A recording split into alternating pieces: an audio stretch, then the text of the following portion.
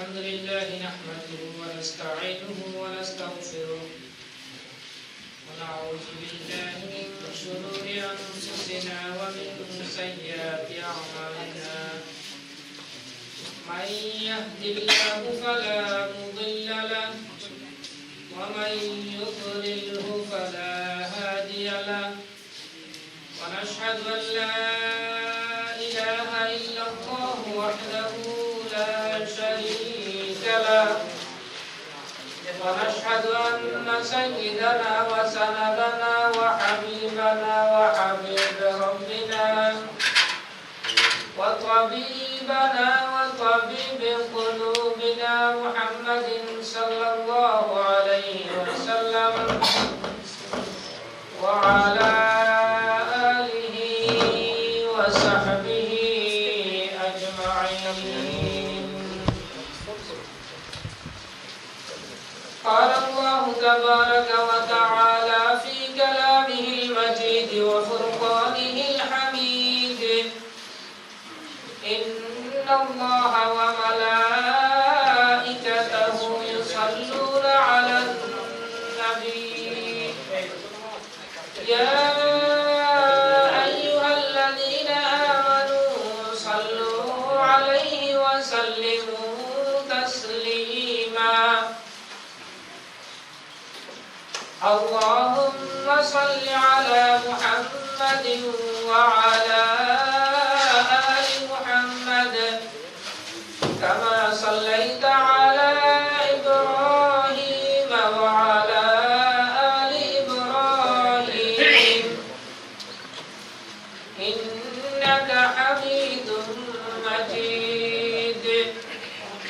اللهم بارك على محمد وعلى آل محمد كما باركت على إبراهيم وعلى آل إبراهيم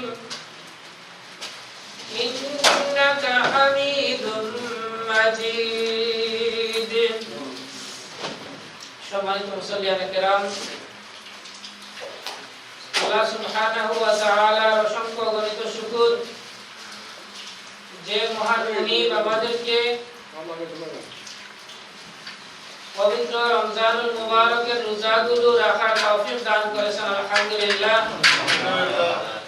যে মহান রব্বুল আলামিন আমাদেরকে সালাতুল জুমা আদায়ের উদ্দেশ্যে আগে আগে মসজিদে এসে সমবেত হওয়ার তৌফিক দান করেছেন, আলহামদুলিল্লাহ। সম্মানিত মুসল্লিয়ানে কেরাম, এই রমজানুল মুবারক আমাদের মাঝ থেকে চলে যাচ্ছে। অনেকগুলো দিন অতিবাহিত হয়ে গেছে। তো এই রমজানুল মুবারক পাওয়ার পরেও আমাদের কিছু সংখ্যক কিংবা বেশি সংখ্যক মুসলমানগণ আল্লাহ রাব্বুল আলামিনের কাছ থেকে তার গুনাহকে মাফ করিয়ে নেওয়ার সেই প্রচেষ্টা করার থেকে আরো অনেক দূরে, বহু দূরে অবস্থান করছে। এমনকি রাব্বুল আলামিনের হুকুম, ইসলামের মূল ভিত্তি যে পাঁচটি, সেই পাঁচটি মূল ভিত্তির মধ্যে রমজানুল মুবারক সিয়াম সাধনা করে একটা ভিত্তি, ইসলামের মূল ভিত্তি। সেই ইসলামের মূল ভিত্তিকে অবহেলা করে কিছু সংখ্যক মুসলমান কিংবা অধিকাংশ মুসলমান এই রমজানুল মুবারকের পবিত্রতা অনেকেই নষ্ট করতেছে। রোজা রাখতে চায় না, বিভিন্ন ইস্যু, বিভিন্ন অজুহাত, কাজ কিংবা দীর্ঘ লম্বা দিন, এইগুলোর অজুহাতে রোজা ছেড়ে দিচ্ছে, কাজের অজুহাতে রোজা ছেড়ে দিচ্ছে, কষ্টের অজুহাতে রোজা ছেড়ে দিচ্ছে। তো সম্মানিত মুসল্লিয়ানে কেরাম, যে লোকগুলো রোজা ছেড়ে দিচ্ছে তারা আবার বলে বেড়াচ্ছে যে আল্লাহকে ভয় করি না, রোজা ছাড়ছি, যে মানুষকে ভয় করে লাভ কি? তো তার এই রোজা ছাড়ার যে স্পর্ধা, সাহস, সেটাকে আরেকটু অগ্রসর হয়ে সে জনসম্মুখে প্রকাশ্যে পানাহার করে। আমি যেহেতু মসজিদের ইমাম, আমাকে দেখলে একটু লজ্জা পায়, তো সাথে সাথে তার সিগারেটটা কিংবা তার যা কিছু পান করতেছে সেটাকে লুকানোর চেষ্টা করে। এই পরিস্থিতিতে বিগত এই রমজানুল মুবারক শুরু হওয়া থেকে আজ পর্যন্ত এই পরিস্থিতিতে আমি কয়েকবার পড়েছি। এখন এই পরিস্থিতিতে আমি তো ইচ্ছা করে পড়ি না, আমি বা কি করব? আমি নিজেকে লুকাবো কিভাবে তার কাছ থেকে, সেই চেষ্টাই আমাকে করতে হয়। তো সম্মানিত মুসল্লিয়ানে কেরাম, যেভাবে গুনার সাক্ষী মানুষকে বানালে পরে, গুনার সাক্ষী যেভাবে মানুষকে বানালে পরে জাহান্নামের সেই দাউ দাউ করে আগুন কিংবা জাহান্নামের সেই শাস্তি বৃদ্ধি পাবে, ঠিক তেমনি ভাবে জান্নাতে যাওয়ার আশা এবং আকাঙ্ক্ষার সাক্ষী বানালে পরে আল্লাহ রাব্বুল আলামিন সেই সব মুমিন বান্দাদেরকে জান্নাতে তাদের সুখ এবং শান্তিকে বাড়িয়ে দিবেন। এই জন্য আমরা যারা এখানে বসা আছি, আমাদের কামনা বাসনা এই বাকি সব অন্যান্য সব মুসল্লিদের সামনে আমাদের কামনা এটা হওয়া উচিত যে আমরা সবাই জান্নাতে যেতে চাই। এইটা পরস্পরের সাক্ষী হয়ে গেলাম।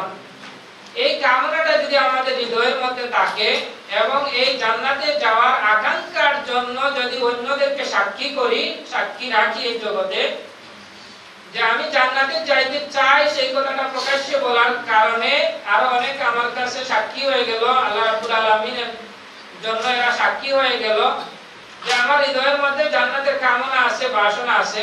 এই যে সাক্ষী হইল, এই জন্য আল্লাহ রাব্বুল আলামিন কাল কিয়ামতের দিন আমাকে জান্নাতের শান্তি, জান্নাতের সুখকে বাড়িয়ে দিবেন, আর আমাকে রাব্বুল আলামিন জান্নাত দান করবেন। আর যারা গুনাহ করে, প্রকাশ্যে গুনাহ করা এক ধরনের অপরাধ, আর গোপনে গুনাহ করা আরেক ধরনের অপরাধ। তো যে লোকটা এই ধরনের ধ্যান এবং ধারণা রাখে, এই ধরনের বিশ্বাস রাখে যে আল্লাহকে ভয় করি না, তাহলে মানুষকে ভয় করে লাভ কি? প্রকাশ্যে রোজা ভাঙ্গি। বেশি কঠিন করে বলবো না, যদিও কঠিন ব্যাপার আছে। এতটুকু বলতে পারি যে তাদের যেই মুহূর্তে কোনো মানুষকে সাক্ষী করে কেউ রোজা বন্ধ করে, ওই মুহূর্তে ওই সময়ে ঈমান তার ভিতর থেকে চলে যায়।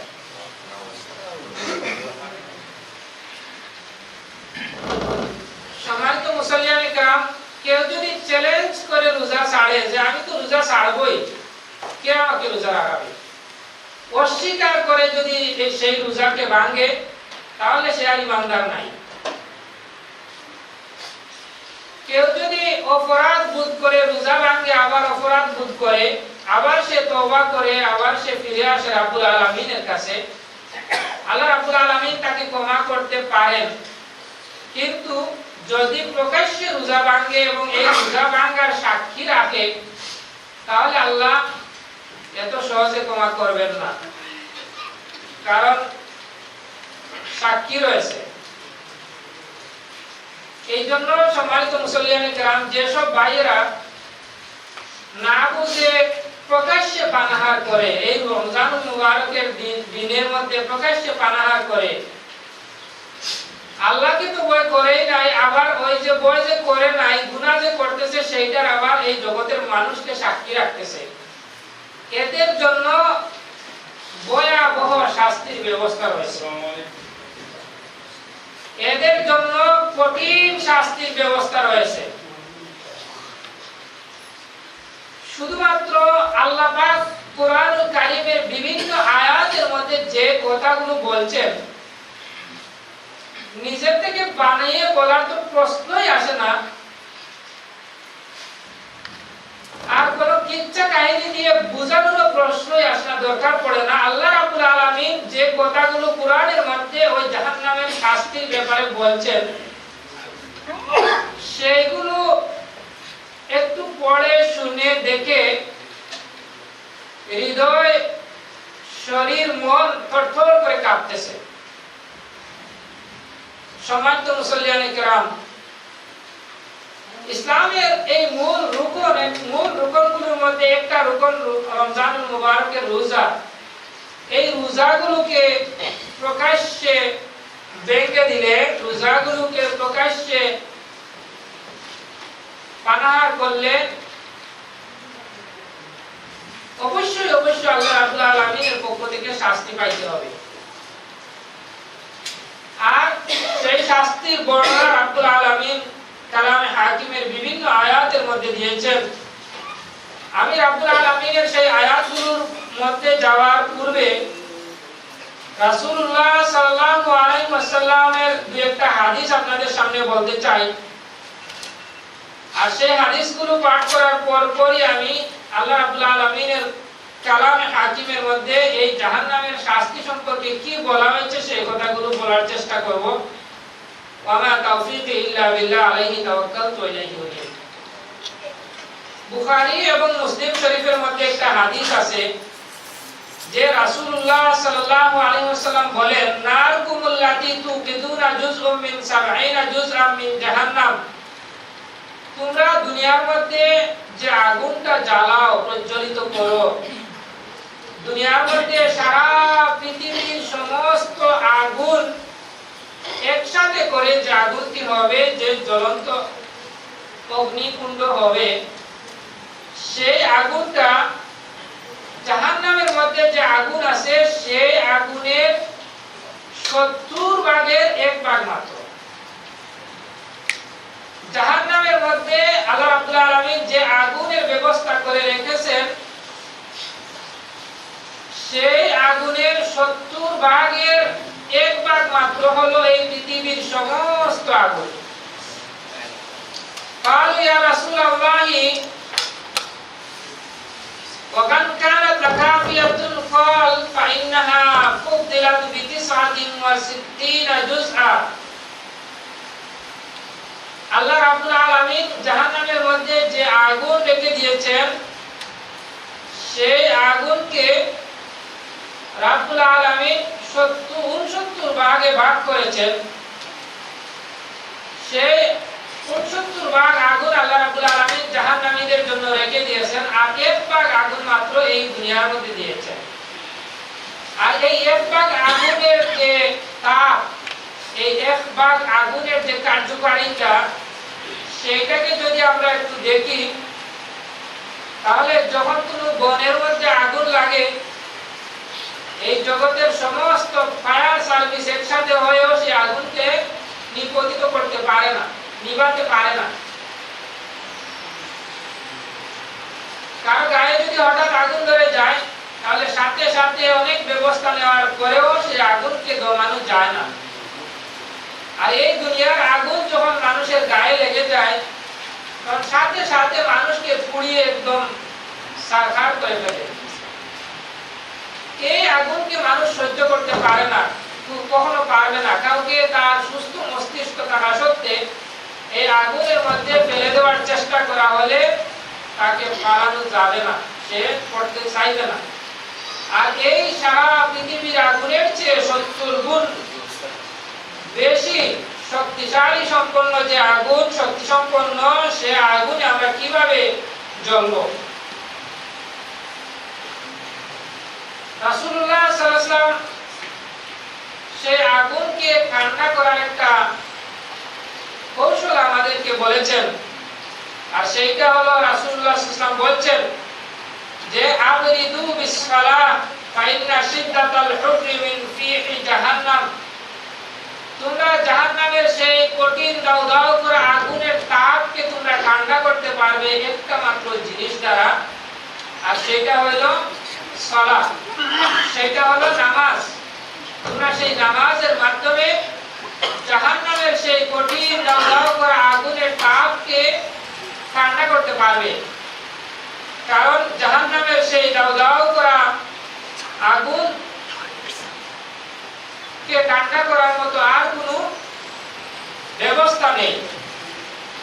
এইভাবে জাহান্নামের সেই আগুনের যে কঠিন তাপ, সেই তাপের বর্ণনা দিতে গিয়ে হযরত কাব আল-হাব্বার নামক একজন সাহাবী রাসূলুল্লাহ সাল্লাল্লাহু আলাইহি ওয়াসাল্লামের কাছ থেকে একটা হাদিস বর্ণনা করেন আর বলেন, ওয়াল্লাযী নাফসে কাব বিয়াদিহি, আমি কাবের নফস তথা আমি কাবের প্রাণ যার হাতে, সেই মহান রব্বুল আলামিনের কসম, লাউ কুনতু বিল মাশরিক, আমি যদি পৃথিবীর সবচাইতে পূর্বাঞ্চলে অবস্থান করি, ওয়ান নারু বিল মাগরিব, জাহান্নামের সেই আগুনটাকে যদি পৃথিবীর সর্ব পশ্চিমাঞ্চলে জ্বালানো হয়, সুম্মা কাশাফা আনহা, সেই আগুনকে জ্বালানো হয়, লাখরুজু দিমাউকা মিন মান খারিকা মিন শিদ্দাতি হুরিহা, তাহলে পৃথিবীর পশ্চিমাঞ্চলে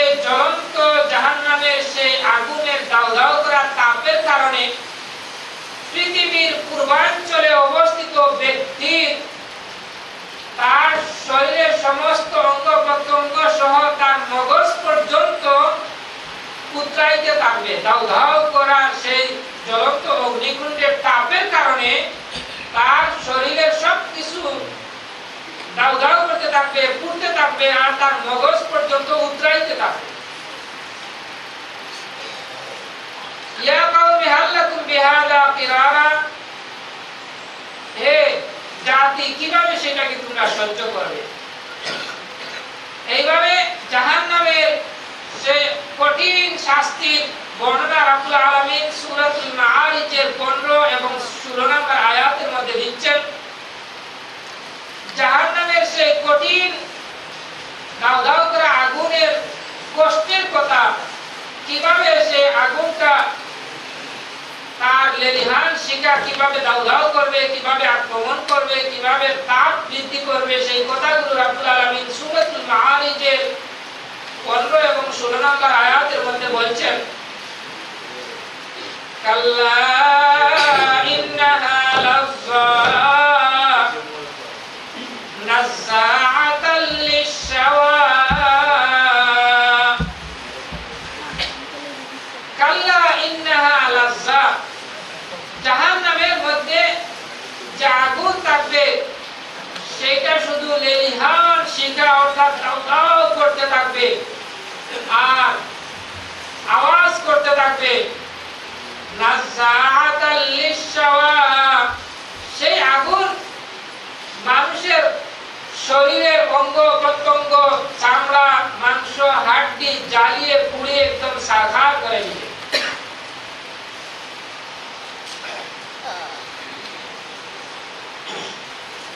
সূরাতুল মাআরিজের 11 থেকে 14 নম্বর আয়াতে রব্বুল আলামিন আবার বলছেন, ইয়াওয়াদুল মুজরিমু লাউ ইয়াফতাদি মিন আযাবি ইয়াওমাইযিন বিবানিহি, আসলে কথাগুলো কি বলবো, মন খারাপ হয়ে যায়। জাহান্নামের এই কষ্টের কথাগুলো বলতে গেলেও মন খারাপ হয়ে যায়, মনের মধ্যে আপসেট চলে আসে, অনুশোচনা চলে আসে। কালকে আমাদের দিন আল্লাহ যদি মাফ না করেন, তাহলে সেই দাউ করা কঠিন আগুনের মধ্যে আমাকেও হয়তো পড়তে হতে পারে। এই জন্য আমরা সবাই রব্বুল আলামিনের কাছে জাহান্নামের সেই কঠিন শাস্তি থেকে সবাই মাফ চাই, ক্ষমা চাই। আল্লাহ রাব্বুল আলামিন আমাদের সবাইকে হেফাজত করুন, রক্ষা করুন। সম্মানিত মুসলিয়ানে কেরাম, পৃথিবীর যে এই যে সামান্য একটু কষ্ট, রোজা রাখা, নামাজ পড়া, আল্লাহ রাব্বুল আলামিনের হুকুম মানা, একটা রুটিন মেইনটেইন করা, এটা কোনো কষ্টই না। জাহান্নামের সেই দাউ করা আগুনের কথা আর জাহান্নামের সেই শাস্তির কথা স্মরণ করে দেখেন, পৃথিবীর এটা কোনো কষ্টই না। পৃথিবীতে যত ভালোবাসার কথা আছে, সবচাইতে নিখুঁত এবং নিঃস্বার্থ একটা ভালোবাসা আছে। সেই ভালোবাসার নাম হলো মা এবং বাবার ভালোবাসা। সন্তানের প্রতি মা এবং বাবার ভালোবাসা, এটার মধ্যে কোনো খাত স্বার্থ কৃত্রিমতা আছে? বলেন না, একটু রেসপন্স করেন। নাই। এই যে কলিজার টুকরা সন্তান, যে সন্তানের গায়ের মধ্যে যদি একটা ফুলের ছিটা পড়ে তাহলে নিজের অন্তর কেঁপে ওঠে। যে সন্তান একটু উফ শব্দ যদি বলে তাহলে নিজের মনের মধ্যে পেরেশানি চলে আসে যে কি হইল, আমার বাচ্চা কি হইল। আল্লাহ সরাসরি বলছেন যে ওয়ালা তাকুল্লাহুমা উফিন, সূরা বনী ইসরাঈলের মধ্যে আছে যে মা বাবার সামনে তোমরা উফ শব্দটা পর্যন্ত বলবে না, কারণ এটা বলার সাথে সাথে তোমার মায়ের কিংবা বাবার হৃদয়ের মধ্যে একটা বাড়ি পড়বে। মা বাবার সামনে এইটুকু পর্যন্ত বলতে পারবে না, তোমরা বলবে না। কিন্তু কাল কিয়ামতের দিন আমাদেরকে যখন কিংবা জাহান্নামীদেরকে যখন আল্লাহ রাব্বুল আলামিন জাহান্নামের মধ্যে দিবেন, দেওয়ার পরে তারা জাহান্নামের শাস্তি ভোগ করতে করতে এত বেফানা হয়ে যাবে যে সেই শাস্তি থেকে কিভাবে বাঁচা যায় এই বাঁচার চিন্তা করবে। এবং বাঁচার চিন্তা করে তাদের কাছে যা কিছু আছে, তাদের সন্তানাদি, দুনিয়া, তাদের সম্পদ, তাদের সব কিছু, তাদের আত্মীয় স্বজন, এমনকি সেই ভালোবাসার স্ত্রী, পুত্র, মেয়ে, সব, মা বাবা, পরিবার পরিজন, ভাই বোন, সবাইকে চাইবে সেই দিন যে সবাইকে যদি দিয়ে দেওয়া যায় আর জাহান্নামের সেই শাস্তি থেকে যদি নিজে মুক্তি পায়, তবুও তখন জাহান্নামীরা সব কিছু দিয়ে দিতে রাজি হয়ে যাবে। সেই কথা কোরআনের মধ্যে বলছেন, আমার বানানো কথা না।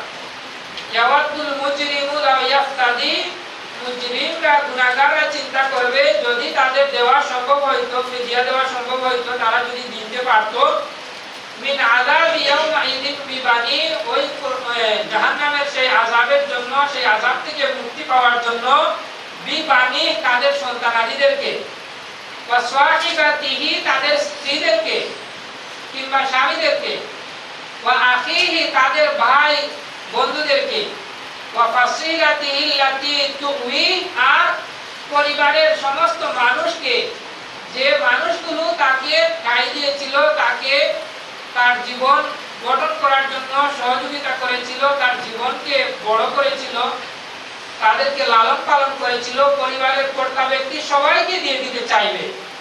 ওয়ামান ফিল আরদি জামিআ, এমনকি জমিনের মধ্যে যা কিছু আছে সব কিছু দিয়ে দিতে চাইবে। ইউমজি সুম্মা ইউমজি, তারপর সে সেই জাহান্নামের কঠিন শাস্তি থেকে বাঁচার জন্য চেষ্টা করবে, সে যাতে মুক্তি পায়, নাজাত পায়, সব কিছু দিয়ে দিতে চাইবে, দিয়েও যাতে সে নাজাত পায়, এই চেষ্টা করবে। সম্মানিত মুসলিয়ানে কেরাম, আজকের এই দুনিয়ার সামান্য একটু কষ্ট, হয়তো 18 ঘন্টা অনেক লম্বা দিন, এই লম্বা দিনের রোজাগুলো রাখতে কিছু কষ্ট হয়, কিন্তু যারা কঠিন সিদ্ধান্ত নেয় যে আমি রোজা ভাঙবো না, আমি রোজা ছাড়বো না, আল্লাহ রাব্বুল আলামিনের সেই হুকুমকে, আমি একজন ঈমানদার, আমি বিশ্বাস করি, আখিরাতের উপর বিশ্বাস করি, আমি আল্লাহ রাব্বুল আলামিনের উপর বিশ্বাস করি, আমি কোরআনে কারীমের উপর বিশ্বাস করি, আমি জান্নাতে বিশ্বাস করি, জাহান্নামে বিশ্বাস করি, সুতরাং আমি একজন মুমিন হওয়া সত্ত্বে আমার জান বের হয়ে যেতে পারে, কিন্তু আমার দ্বারা রোজা তরক করা, রোজা ছেড়ে দেওয়া সম্ভব হবে না। এই ধরনের কোনো সিদ্ধান্ত কেউ যদি নিয়ে নেয়, তাহলে কান্ট্রি হোক আর ফ্যাক্টরি হোক, রেস্টুরেন্ট হোক, আর যে কোনো জবই হোক, সমস্ত জব করা সত্ত্বেও তার পক্ষে রোজা ছাড়া সম্ভব হবে না যদি সে সিদ্ধান্ত নিতে পারে। তার দ্বারা রোজা ছাড়া লাগবে না যদি সে সিদ্ধান্ত নেয় আর আল্লাহর উপর কঠিন আস্থা এবং বিশ্বাস রাখে। আস্থা এবং বিশ্বাসের যখন একটু ঘাটতি দেখা দেয়, তখনই মানুষ মনে করে রোজা রেখে আর কি লাভ, তো আখিরাতের ব্যাপার, আখিরাতে গেলে পরে দেখা যাবে না। নাউযুবিল্লাহ মিন যালিক। তাহলে বুঝতে হবে তার বিশ্বাসের মধ্যে ফাটল আছে, তার বিশ্বাসের মধ্যে সিল আছে, যার কারণে কিভাবে সে আখিরাতকে এত দূরে মনে করতেছে। আজকে হে বেরোজগার ভাই, যিনি প্রকাশ্যে দিন দুপুরে মনে করতেছেন যে ইউরোপের মাটি, এই জায়গাতে প্রকাশ্যে খাইলে কি, বাংলাদেশেই তো খাইছি, আর এখানে খাইলে কি। তো এইভাবে যদি কেউ মনে করেন আর প্রকাশ্যে মানুষকে সাক্ষী করে খান, তাহলে মনে ভুলে যাবেন না যে এই আখিরাত, যে আখিরাতের কথা বলা হয়, যে মওতের কথা বলা হয়, যে মওতের কথা কোরআনে আছে, সেইটা খুব বেশি দূরে না। সেই মওত আমার কাছ থেকে খুব বেশি দূরে না, হঠাৎ করে চলে আসতে পারে। হঠাৎ করে আমার যে দেহের জন্য আমি আজকে আল্লাহর হুকুম মানতেছি না, সেই দেহ থেকে প্রাণ পাখি বের হয়ে যেতে পারে, আর সাথে সাথে আমার নাম হয়ে যেতে পারে লাশ। লাশ মানে লাশাই, মানে আমি কিছুই না, আমি কিছুই না। আমি একজন অমুক ছিলাম, এত বড় নাম করা, এত বড় জমিদার, এত বড় নবাব আলিম জজ, আমি অমুক ছিলাম, তমুক ছিলাম, আমার নাম শুনে দেশবাসী কাঁপছে। কিন্তু যখনই আমার প্রাণবায়ু দেহ থেকে বের হয়ে গেল, তখন আমার নাম হয়ে গেল লাশ, কিছুই না। সেই সময় আসতে বেশি সময় লাগে না, বেশি দূরে নাই, সেই মওত বেশি দূরে না। আর সেই মওত থেকে পালিয়ে বেড়ানোর যতই চেষ্টা আমরা করি, কোনো কাজ হবে না। ওই মওত আমাদেরকে ধরবে, পাকড়াও করবে। এই জন্য সম্মানিত মুসলিয়ানে কেরাম, এই দেশের বিভিন্ন ধরনের ফ্যাক্টরিতে যারা কাজ করে, তাদের কলিগগুলো শুধুমাত্র খ্রিস্টান, যাদের কলিগগুলো শুধুমাত্র ইতালিয়ান, তারা ওই যারা রোজা রাখে না, এদেরকে দেখে কি বলে জানেন? অন্যান্য মুসলমানদেরকে বলে, যারা রোজা রাখে এদেরকে বলে, এই তুই এত কষ্ট করে রোজা রাখিস, কিন্তু তোর ওই যে বাংলাদেশি মুসলমান, পাকিস্তানি মুসলমান, ইন্ডিয়ান মুসলমান, ওইগুলো তো রোজা রাখে না, এটা কি ধরনের মুসলমান? এই প্রশ্ন করে কি করে না?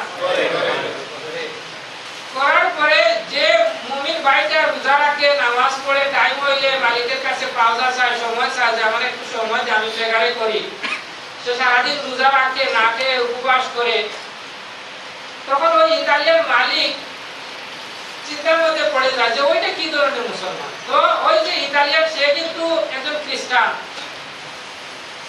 সে একজন অন্য ধর্মাবলম্বী লোক, তারপরেও যে লোকটা রোজা রাখে, নামাজ পড়ে, তার প্রতি তার মনের অজান্তে এক ধরনের রেসপেক্ট বোধ, এক ধরনের শ্রদ্ধাবোধ চলে আসে, এক ধরনের ভালোবাসা চলে আসে। আর যেটা রোজা রাখে না, সেইটার প্রতি তার এক ধরনের ঘৃণা জন্ম হয়, এবং সে সাক্ষী হয়ে যায়। যেগুলো রোজা রাখে না, যারা রোজা রাখে না, ওই রোজা না রাখা লোকের সাক্ষী হয়ে যায় ওই লোকগুলো, যে রোজা রাখে না। মনে করে যে আচ্ছা যাই হোক, মুসলমানদেরকে না হয় একটু কেয়ার করলাম, যে এদের সামনে খাইলাম না, কিন্তু ইতালিয়ানদের সামনে খাইলে তো সমস্যা নেই। কিন্তু কালকে আমাদের দিন, আমার প্রিয় মুসলিম ভাইরা, কালকে আমাদের দিন এই লোকগুলো আপনার বিরুদ্ধে সাক্ষী দিবে যে এই নামদারি মুসলমানের নাম ছিল আব্দুর রহমান। মেহেরবানি করে এখানে যদি কেউ আব্দুর রহমান থাকেন, তাহলে আমার উপর রাগ করে না। তো এর নাম ছিল আব্দুর রহমান, এর নাম ছিল আব্দুল্লাহ, এত সুন্দর নাম ধারণ করেছিল। কিন্তু রমজানুল মুবারকের সেই পবিত্র দিনে, রমজানের পবিত্রতা নষ্ট করে প্রকাশ্যে দিন দুপুরে সে পানাহার করেছে। সুতরাং হে আল্লাহ, এই লোকটা কিভাবে জান্নাতে যায় আমি দেখতে হবে। সেই লোককে আপনি জান্নাতে দিবেন আর আমাদেরকে জাহান্নামে দিবেন, সেটা কিভাবে? বিধর্মীরাও সেদিন আপনার বিরুদ্ধে কালকে আমাদের দিন সাক্ষী হবে। তো সম্মানিত মুসলিয়ানে কেরাম, আমাদের এই কাজগুলো যারা করি, তাদের জন্যই আজকে জাহান্নামের ভয়াবহ শাস্তির বর্ণনা রাব্বুল আলামিন যেভাবে দিচ্ছেন, সেই কথাগুলো আমি বলতেছি। আল্লাহ রাব্বুল আলামিন বলছেন সূরাতুত তাহরীম, ইয়া আইয়ুহাল্লাযীনা আমানু কু আনফুসাকুম ওয়া আহলিকুম নারা, হে ঈমানদারগণ, তোমরা তোমাদের নিজের নফসকে, নিজেকে জাহান্নামের দাউ করা সেই কঠিন আগুন থেকে বাঁচানোর চেষ্টা করো। ওয়া আহলিকুম, এবং তোমাদের পরিবার পরিজনকে বাঁচানোর চেষ্টা করো। তোমাদের পরিবার পরিজনকেও জাহান্নামের সেই দাউ করা আগুন চেষ্টা করো। সম্মানিত মুসল্লিয়ান একরাম, বাবুরে একটু কষ্ট করে মেহরবানি করে একটু আগাই যান, মেহরবানি করে একটু আগাই যান। বাবুরে আবান্তি, বাবুরে আবান্তি।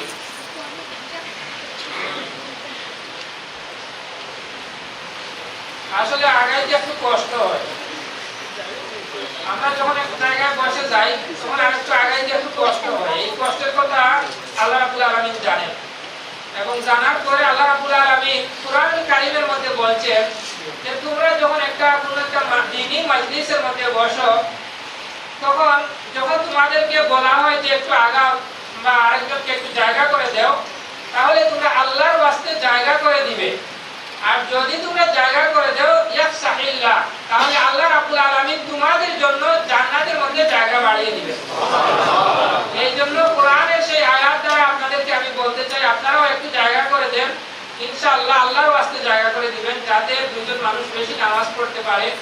এই জন্য আল্লাহর ওয়াস্তে আল্লাহর জন্য দিবেন। মেহরবানি করে একটু আগায় যান, এখনো অনেক ভাই সামনে জায়গা আছে, সামনের জায়গায় অনেক জায়গা আছে এখনো। মেহরবানি করে একটু আগায় যান, জাযাকুমুল্লাহু খায়র। তো যে কথা বলছিলাম সম্মানিত মুসল্লিয়ানে কেরাম, আজকে যারা দিন দুপুরে প্রকাশ্যে পানাহার করে রোজা ভাঙে, তারা আমাদের কারো না কারো আত্মীয়, কারো না কারো পরিবারের লোক, কারো না কারো পরিবারের লোকজন ঘনিষ্ঠ, কারো না কারো আকারী। সুতরাং তাদেরকে বুঝিয়ে বলার দায়িত্ব আমাদের সবার। তাদেরকে বুঝিয়ে বলতে হবে যে রোজা ভাঙছো, আল্লাহকে ভয় করো নাই, রোজা রাখো নাই, কিন্তু সেইটাকে তুমি প্রকাশ্যে সেই রোজাটাকে ভাঙলে আরো বড় অপরাধ করতেছো। তুমি যে ধ্যান ধারণা করো, তুমি যে চিন্তা করো যে আল্লাহকে ভয় করি নাই, মানুষকে কেন ভয় করবো, সেই ধ্যান ধারণা বিলকুল উল্টা। এটা কোরআন সুন্নাহর সম্পূর্ণরূপে উল্টা ধ্যান ধারণা, উল্টা আকীদা। সুতরাং তুমি আল্লাহকে ভয় করো না, ঠিক আছে, রোজা ভাঙছো, কিন্তু সেইটাকে প্রকাশ্যে মানুষকে সাক্ষী করবা না। মানুষকে যদি সাক্ষী করো, দিন দুপুরে প্রকাশ্যে যদি